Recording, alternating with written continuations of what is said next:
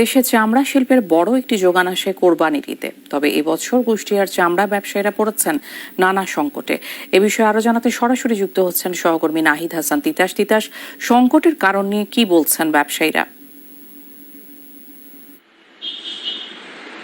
ইশিকা, আপনি যেমনটি বলছিলেন যে দেশের সিংহভাগ চামড়ার চাহিদার মেটে কিন্তু এই কোরবানির ঈদে। আপনি জানেন যে কালকে কোরবানির ঈদ, এই ঈদকে সামনে রেখে কিন্তু কুষ্টিয়ার যে চামড়ার আড়তগুলো রয়েছে সেগুলো কিন্তু সম্পূর্ণ প্রস্তুত করা হয়েছে, কিন্তু নানা সংকটে কিন্তু দীর্ঘ দিন ধরে এই চামড়া যে ব্যবসায়ীরা রয়েছে তারা কিন্তু নানামুখী সংকটের মধ্যে পড়েছে। আমি এখানকার যারা চামড়া ব্যবসায়ী তাদের সাথে কথা বলেছি। তাদের যেটি দাবি যে আসলে দীর্ঘ দিন ধরে এই যে লবণের দাম বৃদ্ধি, শ্রমিকের মজুরি বৃদ্ধি পাচ্ছে, এর কারণে কিন্তু তারা কোনোভাবেই চামড়া কিনে সামাল দিতে পারছেন না। এছাড়াও সরকার এবছর যে চামড়ার দাম নির্ধারণ করে দিয়েছে তাতেও কিন্তু তারা সন্তুষ্ট নয়। তারা বলছেন যে দাম নির্ধারণ করে দেয়া হয়েছে, এই যে পরিমাণ লবণ এবং শ্রমিকের দাম বেড়েছে, আসলে সেই তুলনায় কিন্তু সরকার যেটা করেছে সেটা তাদের মতো সামঞ্জস্য হচ্ছে না। তাই তারা অনেকটাই সংকটে পড়েছে। এবছর কুষ্টিয়া জেলায় কিন্তু চামড়া যে সংগ্রহ এবং প্রক্রিয়াজাতকরণ, সংরক্ষণ, সেটা নিয়ে কিন্তু নানামুখী সমস্যার কথা বলছেন যারা এখানকার আড়তদার রয়েছে চামড়ার। আমার সাথে একজন আড়তদার রয়েছে, আমি একটু তার সাথে কথা বলতে চাই। আসলে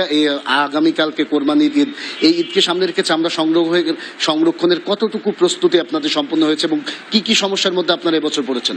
আসলে সরকার যে দাম দিয়েছে সেই দামে তো আমরা কোম্পানির চামড়া নিবে না।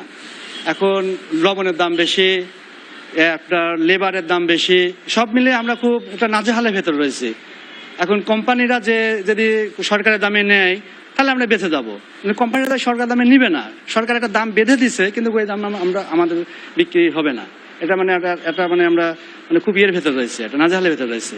যেমনটি শুনছিলেন ইশিকা, আসলে এই যে নানামুখী সমস্যার কারণে কিন্তু দেশের সম্ভাবনাময় একটি শিল্প, এই চামড়া শিল্প কিন্তু নানা সংকটের মধ্যে পড়েছে। আর এদিকে আমরা কুষ্টিয়ার আইন শৃঙ্খলা বাহিনীর সাথে কথা বলেছি। তারা যেটি বলছে যে চামড়া এবং যা এই কেনার জন্য যাবতীয় যে ব্যবস্থা সেটা কিন্তু তারা গ্রহণ করেছেন। তবে বিজিবির পক্ষ থেকে আমরা দেখেছি চামড়া পাচার রোধে কিন্তু নানামুখী পদক্ষেপের চিত্র আমরা দেখেছি। এই ছিল কুষ্টিয়ার চামড়ার আড়ত থেকে আমার কাছে সর্বশেষ খবর। ইশিকা। তিতাস, অনেক ধন্যবাদ আপনাকে। চামড়া ব্যবসা নিয়ে সংকটে পড়েছেন ব্যবসায়ীরা, সর্বশেষ তথ্য জানছিলাম কুষ্টিয়া থেকে।